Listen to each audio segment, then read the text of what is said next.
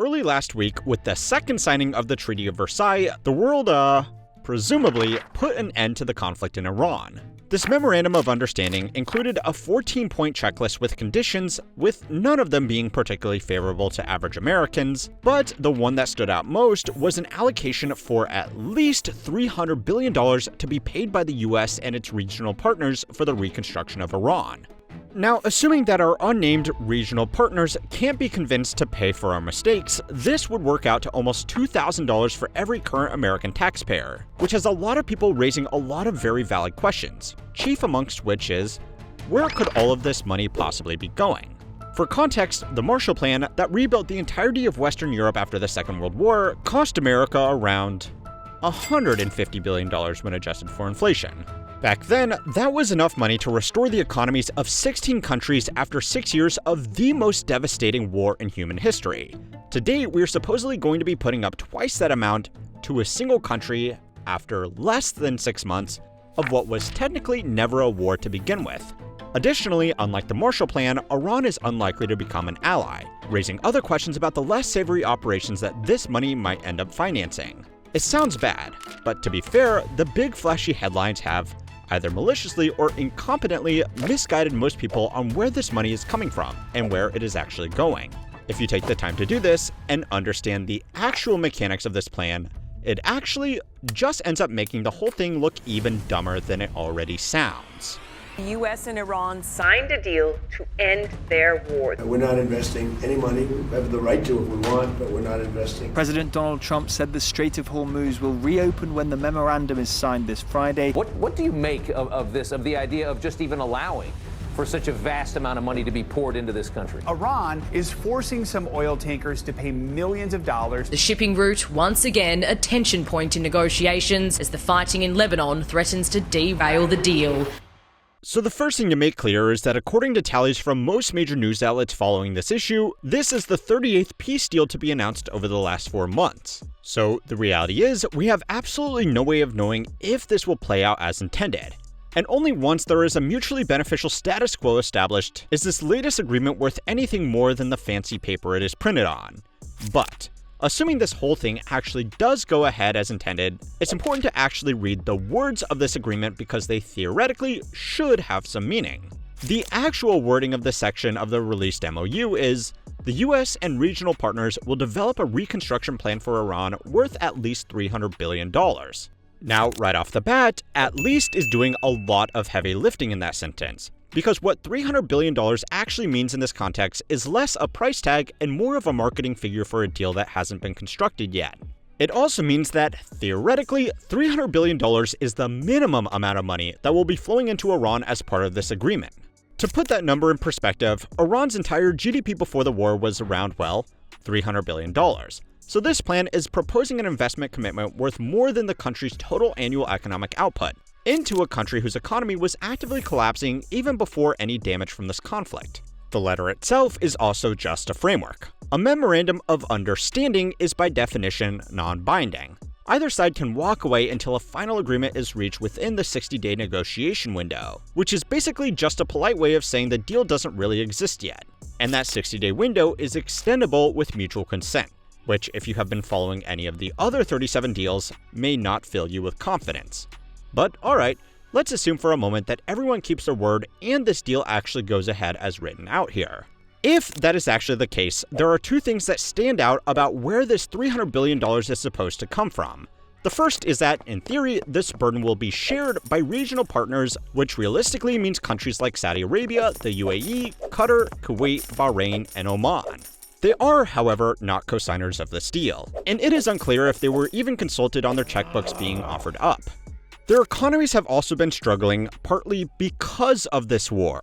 The World Bank downgraded its 2026 GDP growth forecast for the Gulf region from 4.4% to just 1.3%, and some think tanks are now predicting that certain GCC economies will enter recession in the second half of the year, which is pretty impressive for countries basically playing SimCity with infinite money hacks on.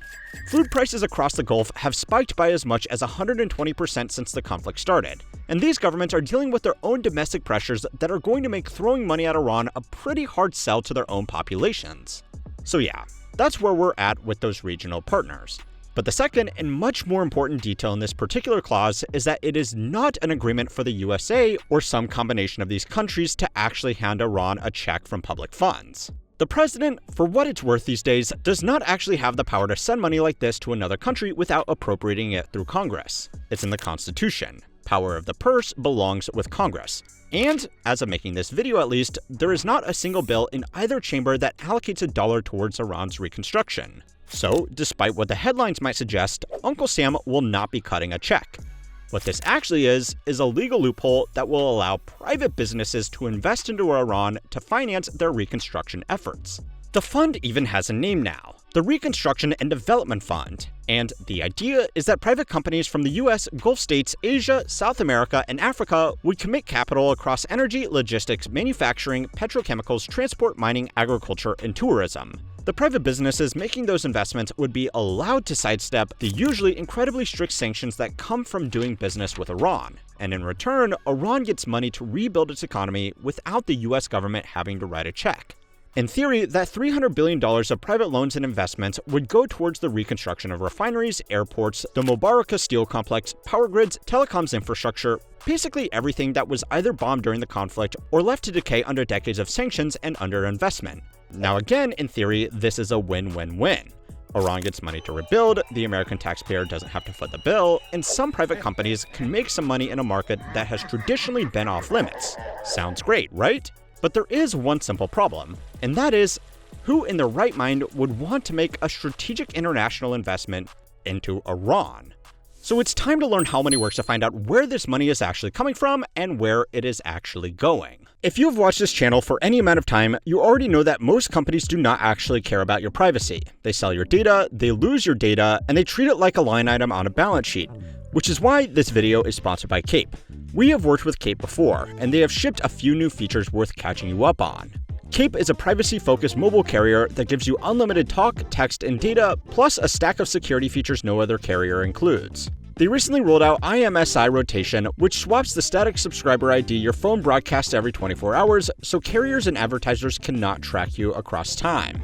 They have also launched secondary numbers, 2 extra real phone lines built into your plan so you can hand them out for banking or shopping and keep your main line private. And finally, disappearing call logs, which auto-deletes your call and text metadata after 24 hours so there is nothing to leak or sell. Cape normally runs $99 a month, but right now they are honoring early adopters with a rate of $70 a month, locked in for life for anyone who signs up this year.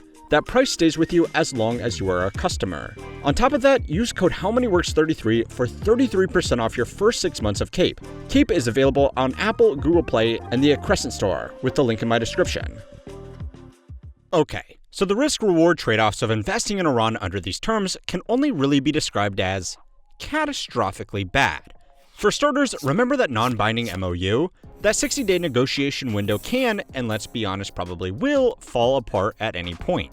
If the final deal falls apart, the sanctions are back on, and every dollar of private capital committed to Iran is effectively trapped inside a country you can no longer legally do business with.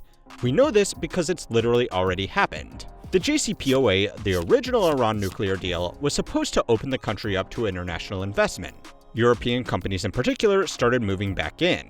Total signed over $20 billion in oil and gas contracts, Airbus had a deal to sell 100 aircraft, Peugeot reopened a factory, altogether it was billions of euros in commitments. But then when the US pulled out, sanctions were reimposed and every one of those companies had to abandon their investments and eat the losses.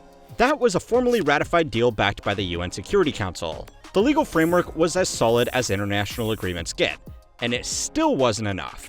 This time around, we are working with a non-binding memorandum. Speaking of sanctions snapping back, in September 2025, just 9 months ago, the UN Security Council formally reimposed all previous sanctions on Iran after France, Germany, and the UK triggered the snapback mechanism, determining that Iran had been violating its nuclear commitments for years and had accumulated a stockpile of highly enriched uranium that lacked any credible civilian justification. So the sanctions environment right now is actually at its most restrictive in years, and the snapback mechanism was specifically designed so that no single country can veto it, including America. If any participant in the original deal triggers it, sanctions return automatically within 30 days. There is no appeals process, there is no negotiation. They just come back. On top of that, Iran's entire banking system is effectively cut off from the global financial network. The major Iranian banks are sanctioned, which means moving money in and out of the country through normal channels is, complicated. And any private company that gets it wrong faces secondary sanctions from the US Treasury. In a choice between doing some business with Iran and doing some business with the USA, the largest capital and consumer market in the world, Iran is generally not going to be seen as worthwhile. The idea that a non-binding memorandum of understanding is going to provide enough legal clarity for private companies to commit hundreds of billions of dollars into this environment is, optimistic. Oh, and by the way, Iran's access to this fund is supposed to be conditional on Tehran dismantling its nuclear program, eliminating its stockpiles of enriched uranium, and accepting a stringent inspection regime. So, as an investor, even if you were comfortable with all of the other risks, you would also be betting that the Iranian government is going to voluntarily give up its nuclear program, which has historically not been a winning bet. They agreed to limit enrichment under the JCPOA and then blew past those limits the moment it became convenient. By mid-2025, the International Atomic Energy Commission confirmed Iran had accumulated enough enriched uranium for multiple nuclear weapons. Okay. But let's say all of that somehow works out and the deal sticks. You are also now investing into a country that has a pretty well-documented history of just taking stuff. Following the 1979 revolution, the new government nationalized nearly every major industry in the country. Banks, insurance companies, steel, copper, aluminum, mining, automobile manufacturing, all of it was seized on July 5th of that year. Foreign joint ventures were voided overnight. Contracts with decades left to run were simply declared invalid by the revolutionary courts. And if Iran decides to do it again, what exactly are investors going to do? We've already tried using force, and that's kind of how we got into this whole mess in the first place. Now, even setting aside the political risk in this risk-reward analysis, it's also worth pointing out that the reward isn't exactly that great either. Iran's economy is not exactly, what you'd call a particularly attractive investment market right now. According to the IMF, Iran's GDP is expected to contract by 6.1% this year, and inflation is projected to hit 68.9%, with food prices already running 99% higher year over year as of February. The rial has depreciated by 44% year over year, and was already at record lows before the war even started, trading at $1,750,000 to $1 as of late 2025. Its oil infrastructure has been deteriorating for years, declining reservoir productivity, aging equipment being cannibalized for parts, and virtually no investment in enhanced recovery. And this was all before a war further damaged it. Even if that infrastructure is fully rebuilt, there are still limits in place on who Iran can sell this oil to. According to Iran International, 86% of the tankers transporting Iranian oil over the past year have themselves been sanctioned by the United States. And Iranian crude is currently priced about $11 to $12 per barrel below comparable benchmarks, significantly cutting into Tehran's net revenue. Even outside of fossil fuels, the local market is dominated by government-controlled businesses, limiting opportunities to generate returns inside the domestic economy. Allowing investors to put money into Iran is kind of like the government giving investors the green light to invest in Logan Paul's latest crypto project. I mean, it's technically nice that you're allowed, but history would suggest it's probably not a good idea. Now, I realize that might sound like I'm being overly harsh. And look, every emerging market comes with risk. That's literally why the returns are supposed to be higher. Investors take calculated bets on unstable countries all the time. But the difference here is that in a normal emerging market investment, you have some kind of legal framework to protect your capital. Bilateral investment treaties, World Bank arbitration, or international courts. In Iran, under the current sanctions regime, most of those protections either don't apply or can't be enforced. You'd be investing with essentially zero legal recourse if something goes wrong. And it's not like reconstruction investments have a great track record to begin with, even when the US has far more control over how the money is spent. In Iraq, the US put over $60 billion into reconstruction grants. The Special Inspector General found that at least $8 billion was outright wasted, and another 10% of the total couldn't be accounted for at all. The whole thing resulted in 87 fraud indictments. In Afghanistan, it was worse. $144 billion spent over 20 years, with somewhere between $26 and $29 billion wasted on ghost schools, ghost teachers, ghost police forces, and buildings that collapsed almost immediately after they were built. And those were countries where the US had boots on the ground, an inspector general's office running constant audits, and at least some degree of political alignment with the reconstruction goals.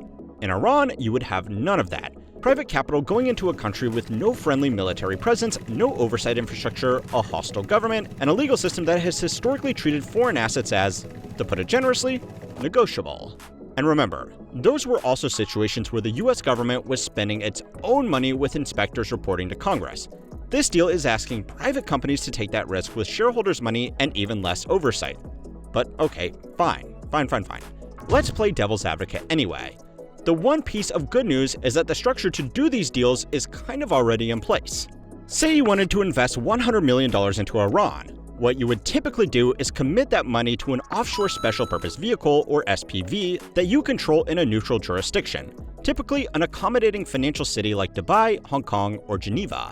That SPV then spends the $100 million offshore, paying equipment makers and engineering contractors directly to rebuild a specific revenue-generating asset in Iran, say a refinery unit or part of the Mubarak steel complex. Iran receives the finished asset, not a dollar of cash. Once it's running, Iran repays in kind. It ships an agreed volume of crude over, say, 3 years. That oil is sold, most likely, to a Chinese or Indian refiner who pays market price, roughly $130 million over the term. But instead of paying it to Iran, they pay it back to your SPV. In this system, money never actually goes to Iran, or gets caught up in their sanctioned banking system. Stuff goes into Iran and oil comes out. No money. Now, on paper, that structure looks clean enough. And it is basically how Chinese, Russian, and Indian firms already operate in Iran.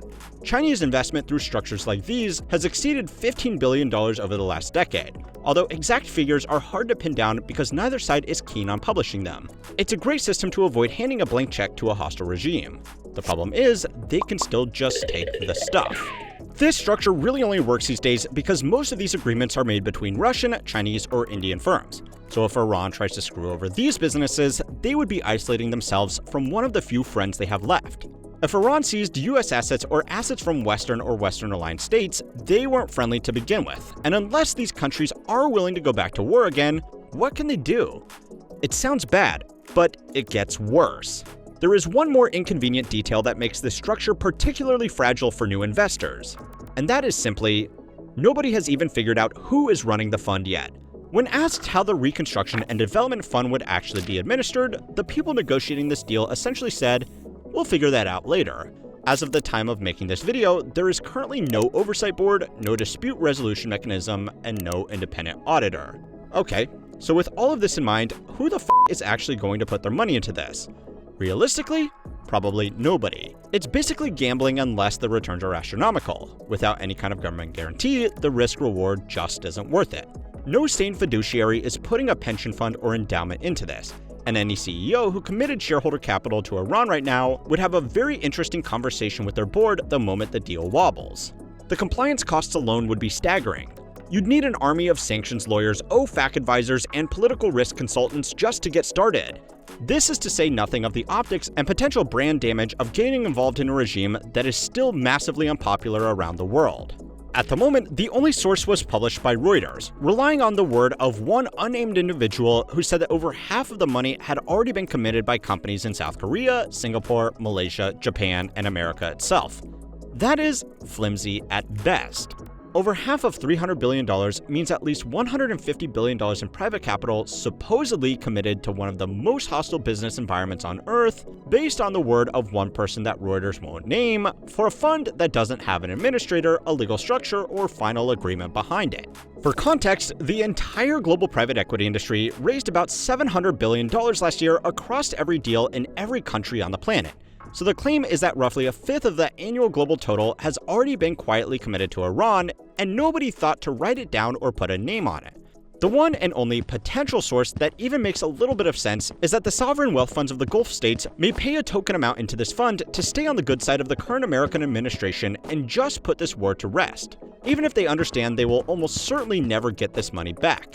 It was around this time last year that this same group was promising massive investment into America, so really there isn't much difference here. For them, it could be worth it to just pay to win their way out of a conflict that has already cost them billions in lost revenue and destabilized their domestic food markets. At that point, the whole thing is just a protection payment. Now, if you want one theory as to why this whole thing seems to be rushed, go and watch this video next to find out why we might not be able to hide our underlying inflation problem for much longer. And don't forget to like and subscribe to keep on learning how money works.